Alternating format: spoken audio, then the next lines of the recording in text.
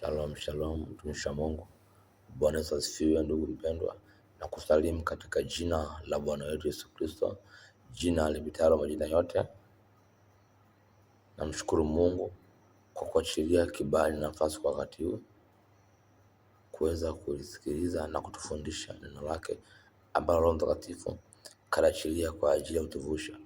Kabla ya kuendelea mbele, tumwalike Mungu Roho Mtakatifu kwenye sisi. Acha tuombe.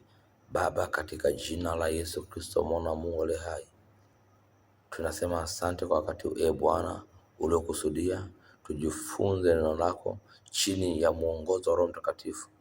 Katika jina la Yesu Kristo, karibu Mungu Roho Mtakatifu mahali hapa, ukatufungulie mafumbo ya Mungu Jehova, ukatufungue masikio yetu ya ndani yalisikie neno lako sawa sana mapenzi yako, katika jina la Yesu Kristo. Bwana, neno hili liende kwa yule uliyemkusudia, katika jina la Yesu Kristo, akapata kuponywa na neno lako, maana umesema ulituma neno lipate kutoka katika maangamizo. Bwana, tukalisikie sasa mapenzi yako katika jina la Yesu Kristo. Amen. Amen. Tunisha Mungu barikiwe sana. Somo letu linasema siri iliyojificha nyuma ya chakula katika ulimwengu wa roho. Siri iliyojificha katika chakula, ulimwengu wa roho. Siri iliyo nyuma ya chakula katika ulimwengu wa roho, au chakula kama njia ya agano. Siri iliyojificha nyuma ya chakula katika ulimwengu wa roho. Bwana asifiwe. Tuseme mwanzo, chakula ni nini? Kuna maana nyingi sana.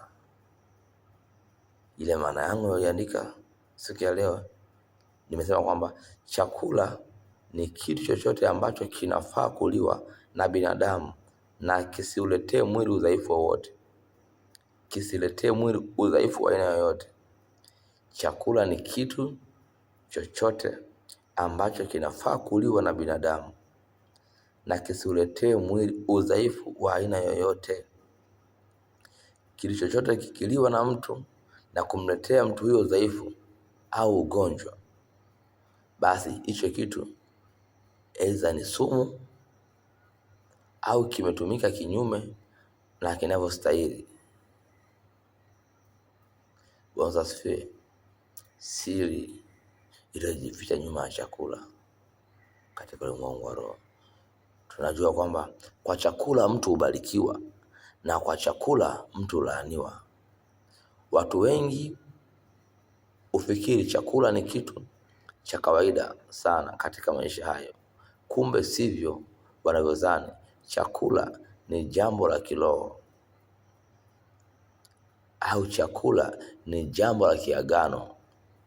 Hapa na inategemeana ni agano lipi, la giza au la nuru.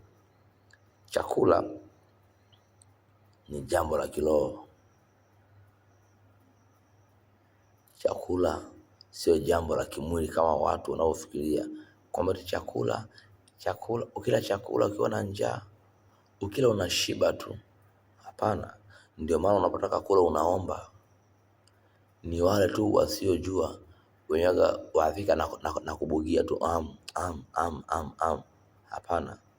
Ndio maana unapotaka kula unaomba kwa Bwana Yesu, chakula hiki na kibariki na kukitakasa kwa damu ya Yesu na kwa jina la Yesu Kristo, kikanipe nguvu na afya katika jina la Yesu. Amen. Inategemea na wewe unavyoomba. Kuna wengine chakula chao kinatumika kama maagano ya giza. Sisi wana wa nuruni, sisi wana wa Mungu, chakula chetu kinatumika kama maagano katika nuru, kwenye kuimarisha mwili na mambo mengine. Bwana asifiwe. Pia chakula hutumika kama ishara ya uangamivu. Pia chakula hutumika kama ishara ya uangamivu. Yaani chakula kinaweza kikatumika kama ishara ya kumwangamiza mtu. Chakula kinaweza kutumika kama ishara ya kumshusha mtu mahali fulani. Chakula kinaweza kikatumika kama ishara ya agano. Tuangalie kitabu cha Mwanzo. Fungua Biblia yako, Mwanzo 3 mstari wa 1 mpaka wa 6.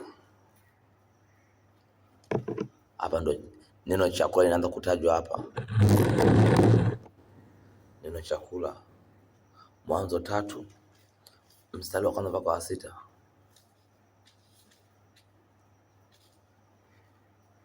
Anasema hivi, nitasoma. Basi nyoka alikuwa mwerevu kuliko wanyama wote wa mwituni aliowafanya Bwana Mungu. Akamwambia mwanamke, ati hivyo ndivyo alivyosema Mungu, msile matunda ya mti yote ya bustani? Mwanamke akamwambia nyoka, matunda ya mti ya bustani tutaweza kula, lakini matunda ya mti ulio katikati ya bustani Mungu amesema msiyale wala msiyaguse, msije mkafa. Nyoka akamwambia mwanamke, hakika hamtakufa, kwa maana Mungu anajua ya kwamba siku mtakayokula matunda ya mti huo mtafumbuliwa macho, nanyi mtakuwa kama Mungu, mkijua mema na mabaya. Namba 6. Mwanamke alipoona ya kuwa ule mti wafaa kwa chakula. Mwanamke alipoona ya kuwa ule mti wafaa kwa chakula, sio ule mti wafaa kwa matunda kuliwa, ule mti wafaa kwa chakula, wapendeza macho, nao ni mti wa kutamanika kwa maarifa. Basi alitoa katika matunda yake akala, akampa na mumewe, naye akala. Bwana Yesu asifiwe. Bwana Yesu asifiwe sana. Hapa kuna kitu kingine cha kuangalia. Unaliona ni tunda, ni chungwa, ni epo, ni ndizi, ila ni chakula. Watu wengi wamepoteza uthamani wao kupitia chakula. Haijalishi ulikula chungwa, ulikula embe, haijalishi, ni chakula. Ndio maana mwanzo katika tafsiri yangu ya chakula nikasema hivi, chakula ni nini? Chakula ni kitu chochote kinachofaa kuliwa na binadamu na kisiletee mwili udhaifu aina yoyote. Kitu chochote.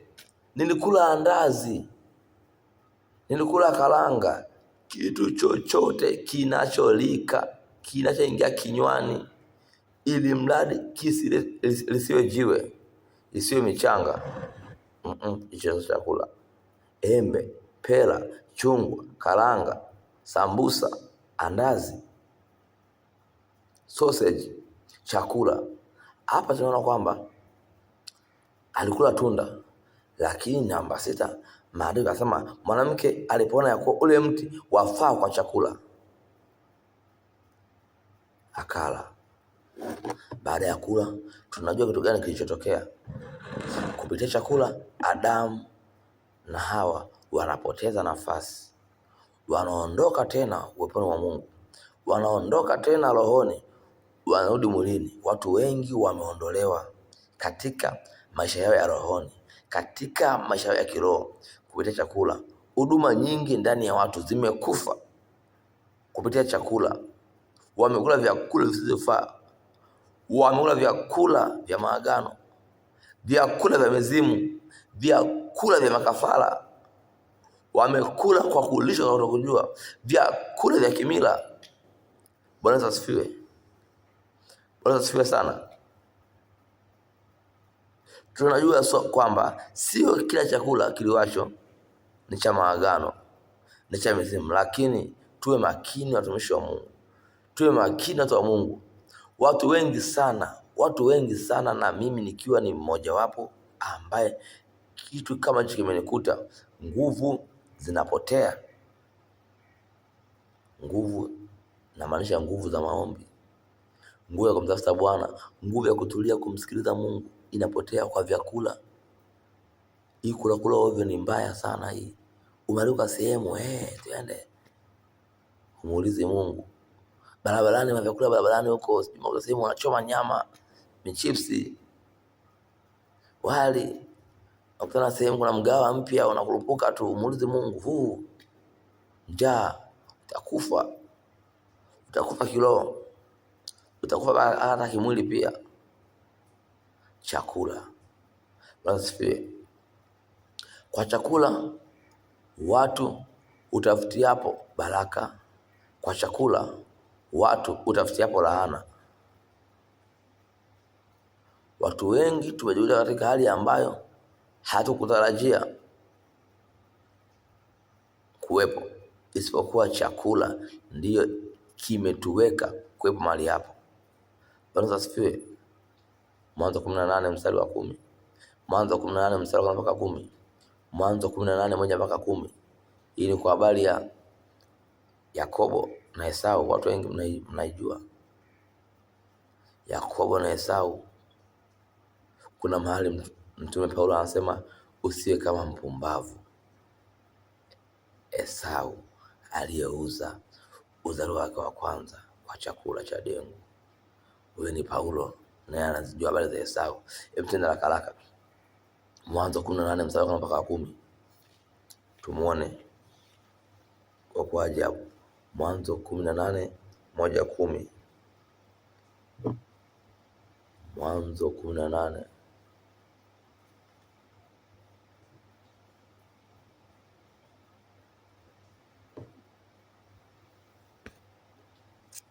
Kumlazi mtu wa Mungu. Hii ni habari ya Ibrahimu. Mwanzo 18:1-10 ni habari ya Ibrahimu. Ni habari ya Ibrahimu. Bwana asifiwe.